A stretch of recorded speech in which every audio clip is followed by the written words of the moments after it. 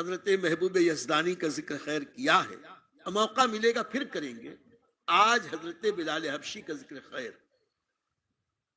یوں تو حضرت بلال حبشی پر 20 گھنٹے خطاب کیا جائے تو کم ہے، لیکن آج آدھے گھنٹے میں ان کی زندگی کا کوئی ایک رخ تو پیش کر دیں۔ اور ہمارے لیے لازمی اور ضروری ہے، خاص طور سے آج اہل سنت کے لیے یہ فریضہ ہے کہ وہ حضرات صحابہ کو زیادہ سے زیادہ پڑھیں، سنیں اور لوگوں میں اس کی اشاعت کریں۔ حضرت بلال حبشی رضی اللہ تعالیٰ عنہ کی ذات ایک ایسا مینار نور، ہدایت کا ایک ایسا سرچشمہ کہ قیامت تک لوگ اس حبشی نژاد بظاہر عام سے نئے نقوش والے مرد قلندر کی زندگی سے اکتساب فیض کرتے رہیں گے۔ دنیا ختم ہو جائے گی، حضرت بلال حبشی کا فیضان ختم نہیں ہو سکے۔ حضرت بلال حبشی ان خوش نصیب صحابہ میں ہیں جو سابقون الاولون ہیں، قرآن میں جن کے بارے میں اللہ نے سب سے پہلے اپنے احسانات و انعامات کا ذکر خیر فرمایا۔ سابقون الاولون، وہ لوگ جو سب سے پہلے ایمان لائے۔ ایک روایت میں تو ہے کہ ان کا اسلام قبول کرنے میں 6 نمبر۔ حضرت بلال کے والد کا نام تھا رباح، ان کی والدہ کا نام تھا حمامہ۔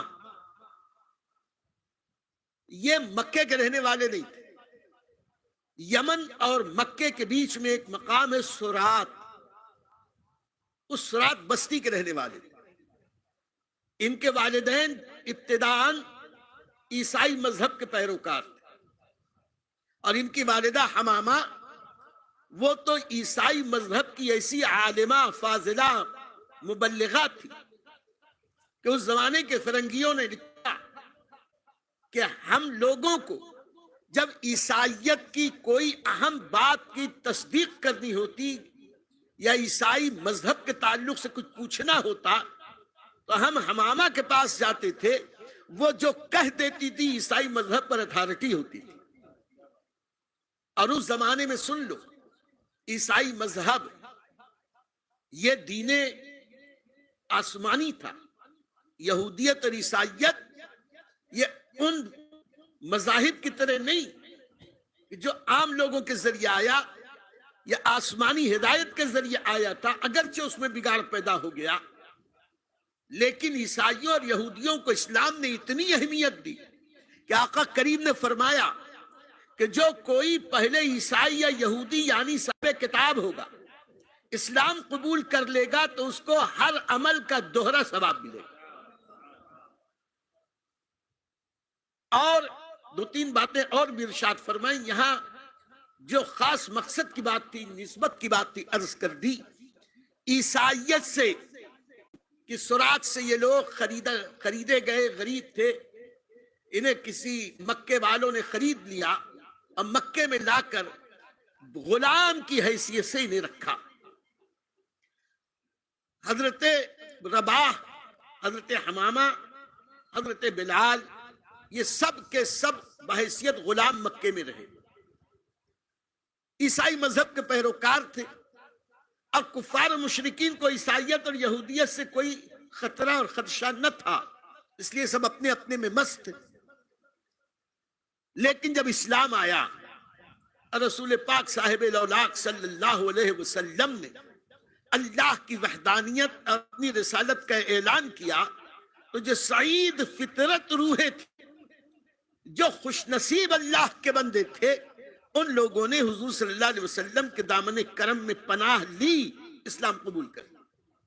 ان خوش نصیب لوگوں میں حضرت سیدنا بلال حبشی بالکل آگے آگے سابقون الاولون، لیکن اپنے اسلام کو انہوں نے چھپائے رکھا۔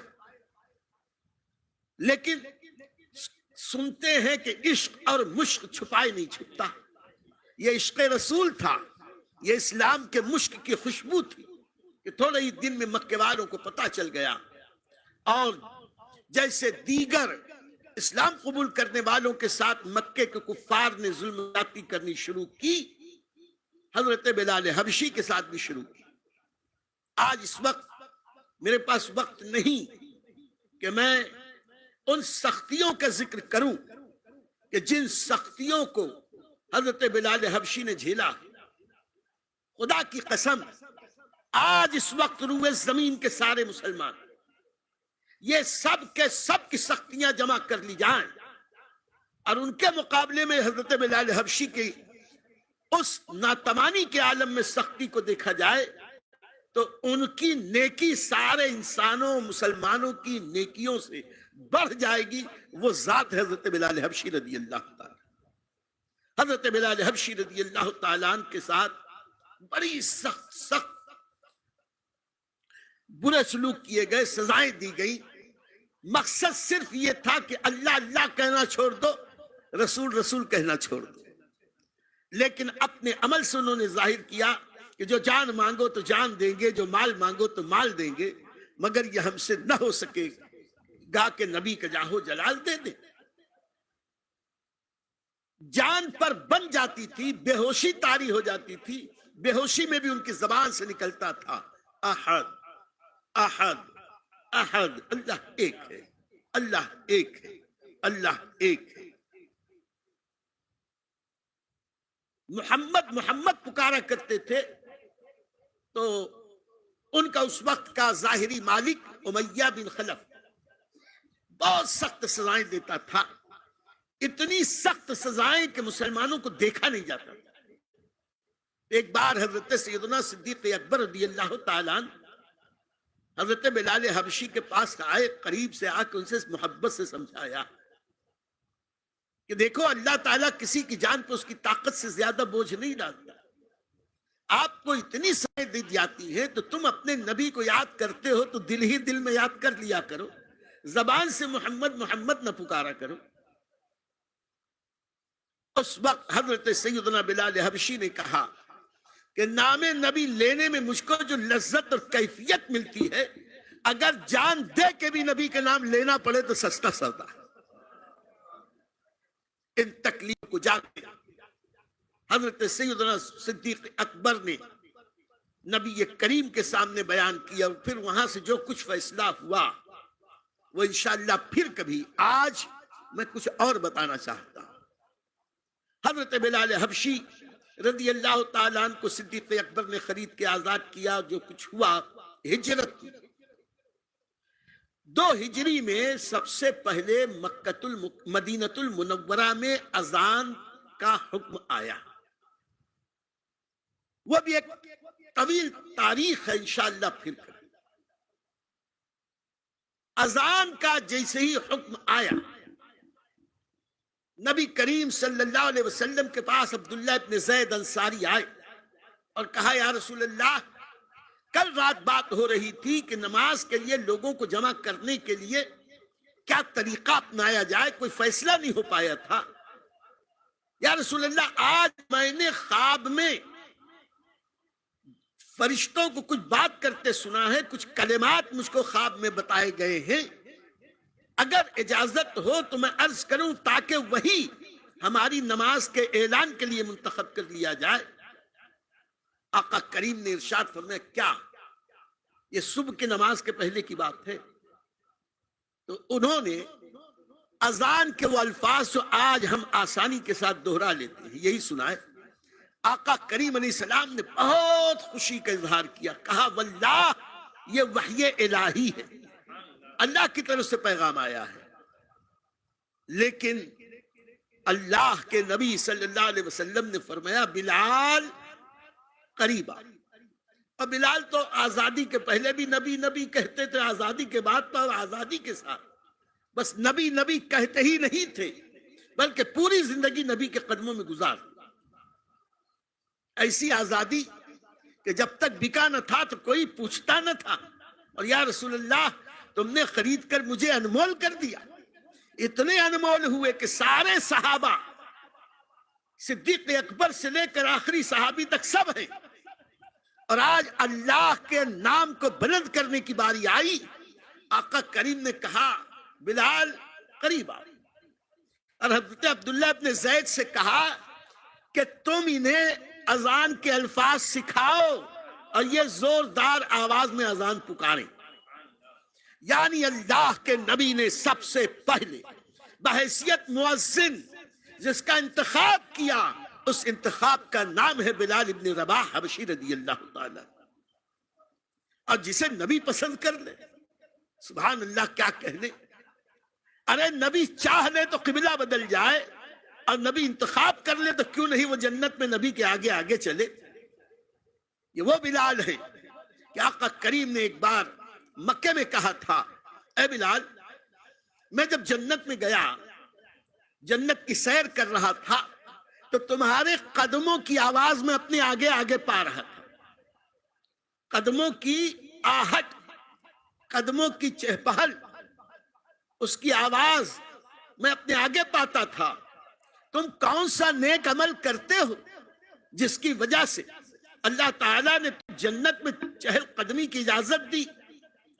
حضرت بلال حبشی نے عرض کی، یا رسول اللہ، میرے پاس تو کوئی عمل خیر نہیں ہے، البتہ آپ کے فرمان کے مطابق میں جب وضو کرتا ہوں تحیت الوضو کی 2 رکعت پڑھتا ہوں. ممکن ہے کہ اللہ تعالیٰ کو یہی ادا پسند ہے. آج ہم سے تو فرض پڑھی نہیں جاتی، نہ کون پڑھنے جائے. اللہ خیر فرمائے ہماری عادتوں پر. بہرکیف اب یہاں بات آ ہی گئی ہے تو ایک اور وضاحت کر دیں، اس لیے کہ بلال کا ذکر ہو، بلال کے آقا کی عظمت نہ بیان ہو، تو پھر ہم میں اور ان میں فرق کیا رہ جائے. آج ایک بچہ پوچھ سکتا ہے، جس وقت حضرت بلال حبشی کے قدموں کی آواز نبی محترم صلی اللہ علیہ وسلم نے جنت میں سنی، اس وقت بلال کہاں تھے؟ تو مکے میں تھے، سو رہے تھے. مکے میں بلال ہیں، سو رہے ہیں، رات کا وقت ہے. بلکہ یہ فقیر عرض کرے، پوری کائنات اس وقت مردہ ہے، پوری کائنات سو رہی ہے. ایسے میں نبی جنت کی سیر کر رہے ہیں، اب وہاں بلال کے قدموں کی آہٹ کی آواز آئی کیسے؟ تو اہل محبت ہمارے اکابرین نے کہا کہ تم نے اب بھی نبی کے سماعت کے مقام کو نہیں پہنچا. اس وقت یقیناً حضرت بلال حبشی مکے میں تھے، زمین پر تھے، ابھی جنت میں اس وقت تھے نہیں کہ چل رہے ہو، چہل قدمی کر رہے ہو.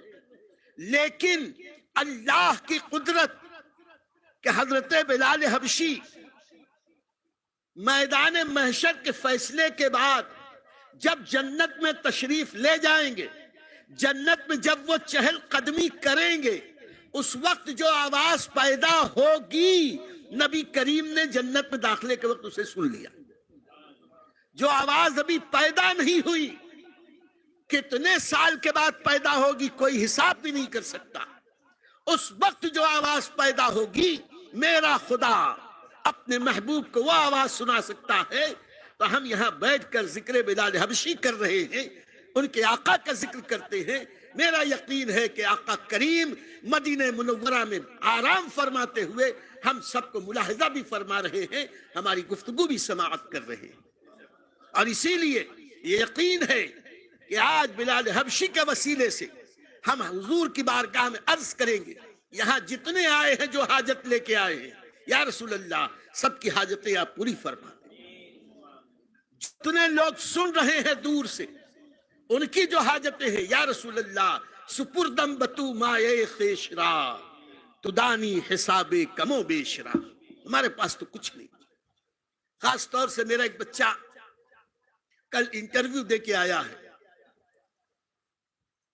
تو مجھے یقین ہے انشاءاللہ وہ تو کامیاب و کامران ہوگا. اور کل ایک اور بچہ انٹرویو دینے جا رہا ہے، اس نے بھی دعا کی درخواست کی ہے. اللہ تعالیٰ اسے بھی کامیابی اور کامرانی عطا فرمائے، ایمان کی سلامتی کے ساتھ. اور جتنے پریشان حال اس وقت یہاں ہیں، جو جس مصیبت میں گرفتار ہے، جو حاجت لے کے آیا ہے، خاص طور سے میرے 2 بچے اگرچہ یہاں آئے نہیں ہیں، وہ اپنی شادی کے لیے بہت پریشان ہیں کہ شادی نہیں ہو رہی. دعا کرو کہ نبی کریم کے صدقے، بلال حبشی کے صدقے، اللہ تعالیٰ ان کی شادیوں کا جلد از جلد انتظام فرمائے. خیر، یہ بیچ میں دوسری بات آ گئی. بلال حبشی، وہ بلال جو نبی کا پسندیدہ، نبی کا انتخاب. اذان کے لیے حضرت عبداللہ ابن زید نے خواب دیکھا، حضرت فاروق اعظم نے خواب دیکھا، لیکن آقا کریم نے منادی اسلام کے لیے جسے کا انتخاب کیا وہ حضرت سیدنا بلال حبشی رضی اللہ۔ اور پھر اذان بھی بلال حبشی کی اتنی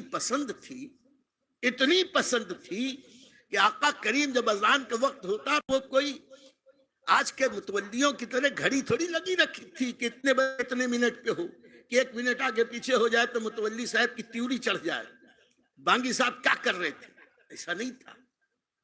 آقا کریم جب حکم دیتے حضرت بلال حبشی کو تو یہ نہیں کہتے تھے کہ اذان پکارو، بلکہ مسکرا کے آقا کریم فرماتے تھے اے بلال مجھے راحت عطا کرو، اے بلال میری راحت کا سامان کرو۔ جب نبی کہتے میری راحت کا سامان کرو، بلال سمجھ جاتے اذان سننا چاہتے، جاتے اذان دیتے۔ میرے دوستو یہیں پر فقیر عزیزی عرض کرے ساری کائنات کے راحت کا سامان نبی کی ذات، ہم سب کو راحت ملتی ہے آقا کریم کے ذریعے۔ کون دیتا ہے دینے کو منہ چاہیے، دینے والا ہے سچا ہمارا نبی۔ ہم سب کو نبی سے راحت ملتی ہے اور نبی کہتے ہیں بلال تم مجھے راحت عطا کر۔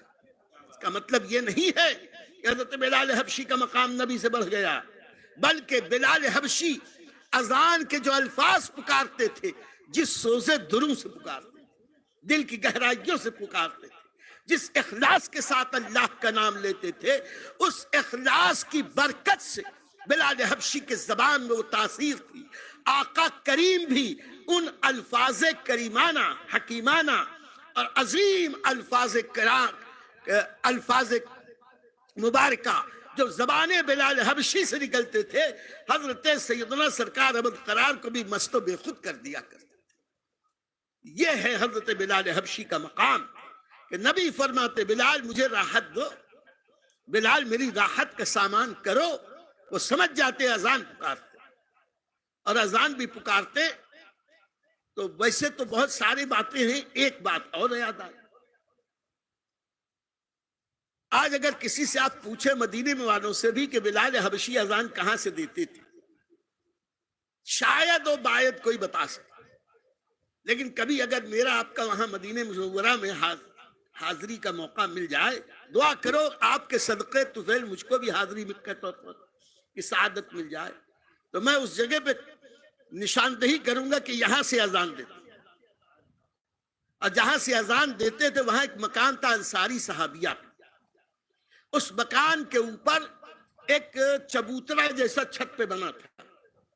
حضرت بلال حبشی اس چبوترے کے پاس بیٹھ جاتے، چبوترے سے پیٹھ لگا کر، اور اپنا رخ مشرق کی طرف کرتے، جنت البقیع کی طرف، مشرق کی طرف رخ کر کے بیٹھے رہتے۔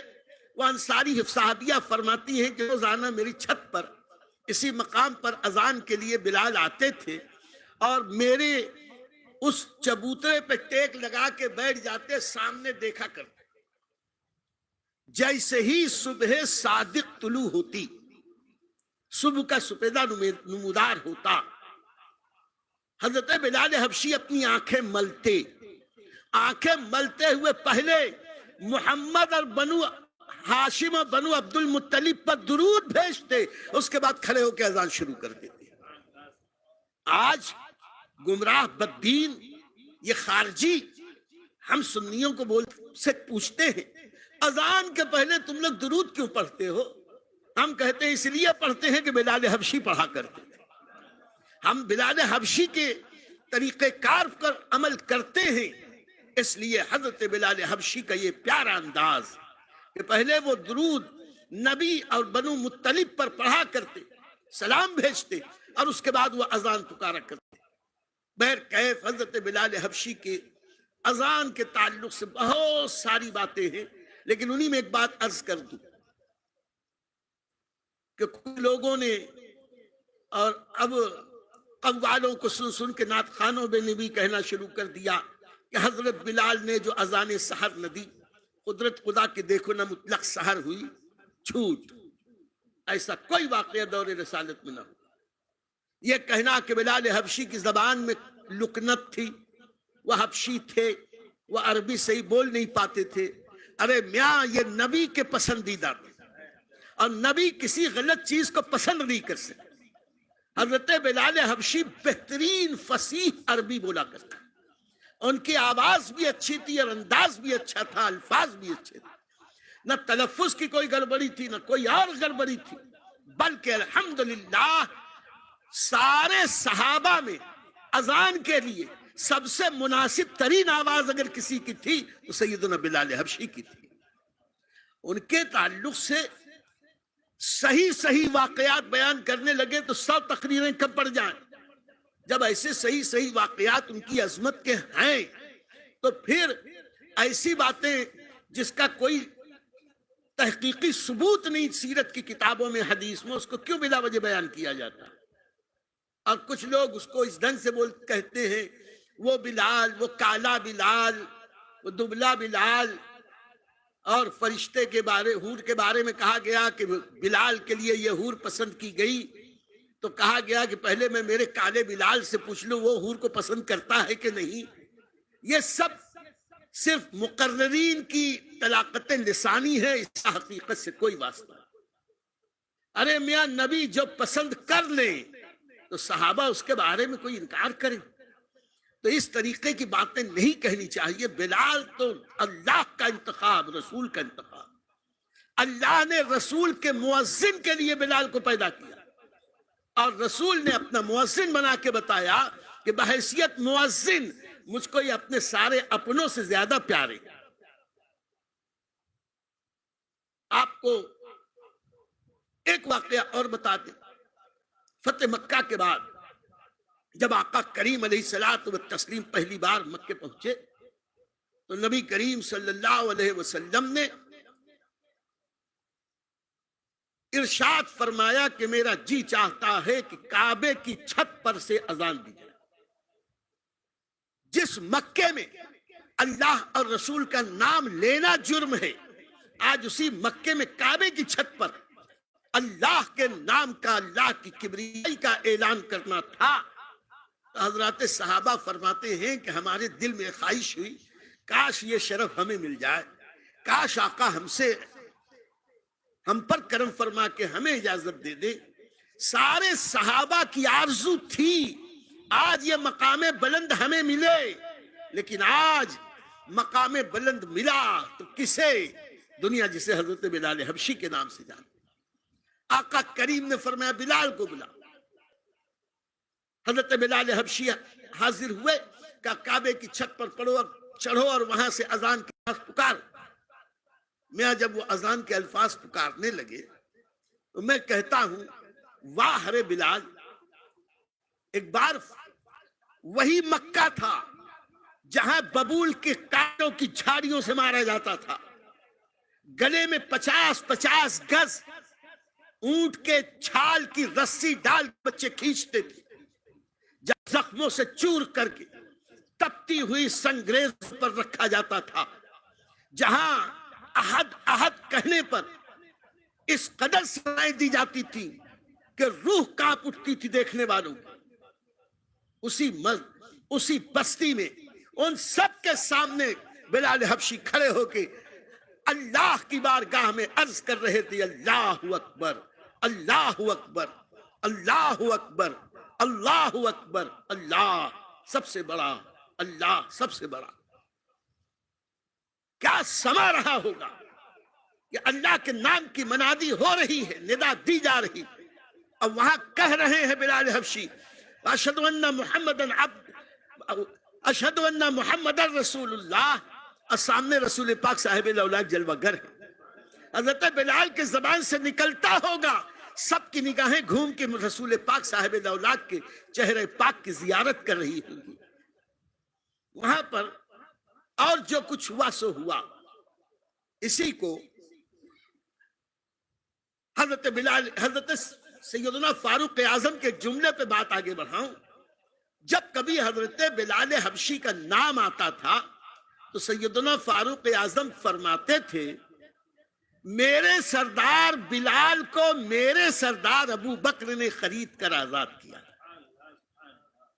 جب کبھی ڈائریکٹ پکارنا ہوتا یا سیدی بلال یا سیدی بلال، اے میرے آقا بلال، اے میرے آقا بلال، فاروق اعظم جیسی عظیم ذات حضرت بلال حبشی کو کیوں اتنی اہمیت دیتی تھی؟ اس لیے کہ وہ نبی پاک کے پیارے تھے۔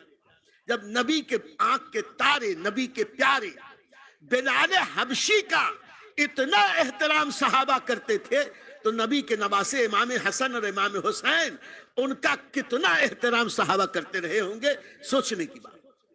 آج جو لوگ رافضیت کے زیر اثر صحابہ کرام کے خلاف بکواس کرتے ہیں کہ یہ لوگ حضرت علی، بی بی فاطمہ، امام حسن، امام حسین کے خلاف یہ لوگ دشمنی کرتے تھے، انہیں سزا دیتے تھے، ان کو مارتے تھے، ایسا کرتے تھے، ویسا کرتے تھے، یہ سب جھوٹ، 100% نہیں، میں تو کہوں 1000% سے زیادہ جھوٹ۔ سارے صحابہ نبی اور آل نبی سے ایسی محبت کرتے تھے جس کی مثال آج کوئی پیش نہیں کر سکتا۔ بہرحال ایک صحابی ہیں ابو محذورہ رضی اللہ تعالیٰ عنہ، یہ مکے میں رہتے تھے۔ فتح مکہ کے دن اسلام لانے کا عجیب واقعہ ہوا۔ حضرت ابو محذورہ رضی اللہ تعالیٰ عنہ ایک دن مکہ شریف میں ایسے ہی حرم شریف میں بیٹھے تھے تو اپنا عمامہ شریف اتارا تو سامنے کی طرف دیکھا گیا کہ ایک بہت بالوں کا ایک گچھا ہے جو لپیٹا ہے۔ پہلے وہ ٹوپی اور عمامے میں رہتا تھا، دکھتا نہیں تھا۔ ٹوپی شریف اتاری، عمامہ شریف اتارا، ٹوپی اتاری ہے، پھر وہ عمامے کے آگے جو بال کا گچھا دیکھا تو دیکھنے والوں نے حیرت سے پوچھا کہ یہ بالوں کا گچھا کیسا ہے؟ تو کہنے لگے کہ اس کے پیچھے ایک بڑی پیاری داستان۔ پھر انہوں نے اس بال کے گچھے کھولا، بیٹھے تھے، وہ اتنا لمبا ہو گیا کہ زمین تک آ گیا۔ جب زمین تک آیا لوگوں نے پوچھا کہ اے ام مکرم، بوڑھاپے کا عالم تھا، اے چچا جان، یہ اتنا لمبا بال، پورے سر کے بال تو جیسے ہونے چاہیے یہ، اور یہ سر کے بال آگے کتنے لمبے، ناسیہ پیشانی کے بال۔ انہوں نے کہا کہ دراصل فتح کے دن مجھے کئی انعامات ملے، اسلام آ گیا تھا، مکہ فتح ہو گیا مسلمانوں کے ہاتھوں، میں کوئی جواب مطلب اس دل سے اسلام نہیں قبول کر رہا تھا، میرے دل میں اسلام کے خلاف اور رسول پاک صاحب الاولاق کے تعلق سے بڑی غلط سوچ تھی۔ میں ایک دن میں نے بلال کو اذان دیتے ہوئے سنا تو میں میرے چند ایسے ہی نوجوان ساتھیوں کے ساتھ، اس وقت یہ جوان تھے، کہا نوجوان ساتھیوں کے ساتھ کونے میں تھا، تو میں نے بلال کو اذان دیتے دیکھا تو میں نے بلال کی نقل کرنی شروع کر دی۔ جیسے وہ اذان دے رہے تھے، جیسا منہ چلا رہے تھے، بنا رہے تھے کان میں انگلی، میں ان کی نقل کرنے لگا، میں بھی اذان دینے لگا۔ میرا مقصد مذاق اڑانا،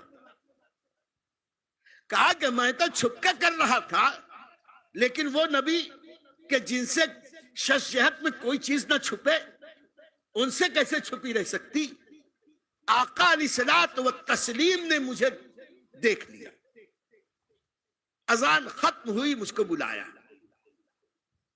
ہم سب ساتھیوں کو بلایا، تم لوگ سب ادھر آؤ۔ اب وہ حاکم وقت تھے، فاتح مکہ تھے، سب آئے، کہنے لگے تم میں سے کوئی میرے بلال کی نقل کر رہا، وہ کون؟ تو اب وہاں جھوٹ تو بول نہیں سکتا تھا، کہنے لگے ابو محذورہ کہ میں نے کہا یا رسول اللہ میں تھا، میں بلال کی نقل کر رہا تھا۔ آقا کریم نے فرمایا اچھا، میرے پیارے بلال کی نقل کر رہے تھے؟ قریب آ۔ قریب بلانے کے بعد نبی کریم نے میری پیشانی پہ ہاتھ رکھا، پیشانی پہ ہاتھ رکھ کے میرے چہرے پہ پھیرا، چہرے سے سینے پہ آئے، سینے سے جگر پہ ہوتے ہوئے میری ناف تک ہاتھ پھیرا اور کچھ زیر لب دعائیں دی۔ کہا کہ اے ابو محذورہ اب بتاؤ میرے تعلق سے اور اسلام کے تعلق سے تمہاری کیا کیفیت ہے؟ میں نے کہا یا رسول اللہ صلی اللہ علیہ وسلم، میرے دل میں اس لمحے سے پہلے اسلام اور آپ کے خلاف جتنی کدورت تھی میں بیان نہیں کر سکتا، لیکن خدا کی قسم، رب کعبہ کی قسم، کعبے کے پروردگار کی قسم، اس وقت جتنی محبت آپ کی میرے دل میں ہے اتنی کسی کی نہیں۔ نبی کریم صلی اللہ علیہ وسلم نے فرمایا پھر چاہتے کیا؟ عرض کی، خود فرماتے میں نے عرض کی حضور بلال تم آپ کے مدینے کے مؤذن ہیں، ان کو کعبے کا مؤذن بنا۔ آقا علیہ السلام نے مسکراتے ہوئے کہا جاؤ میں نے تمہیں کعبے کا مؤذن بنایا۔ میرے دوستو بلال وہ ہے کہ جس کی نقل کرے تو نبی پسند کر لیں، تو جو بلال حبشی کی طرح عشق رسول کرے، سنت رسول پہ عمل کرے، آقا کریم ان کو کیوں نہ پسند فرمائے۔ یہ ہے حضرت بلال حبشی۔ اور حضرت ابو محذورہ نے پھر فرمایا کہ چونکہ سب سے پہلے نبی کریم نے اپنا دست اقدس میرے پیشانی پہ رکھا تھا، تو جتنی دور نبی کا دست اقدس پڑا اتنی دور کے بعد میں نے نہیں کٹوائے، نبی کی نشانی سمجھ کے آج تک باقی رکھا۔ یہ ہے صحابہ کا عشق رسول۔ آج ہم سے پوچھتے ہو کہ بخاری میں کہاں لکھا ہے، مسلم میں کہاں لکھا ہے نبی نے ایسا کیا، صحابی نے ایسا کیا؟ ہم کہتے ہیں اللہ نے قرآن میں کہہ دیا وَتُعَذِّرُوهُ وَتُوَقِّرُوهُ وَتُسَبِّحُوهُ بُكْرَةً وَأَصِيلًا۔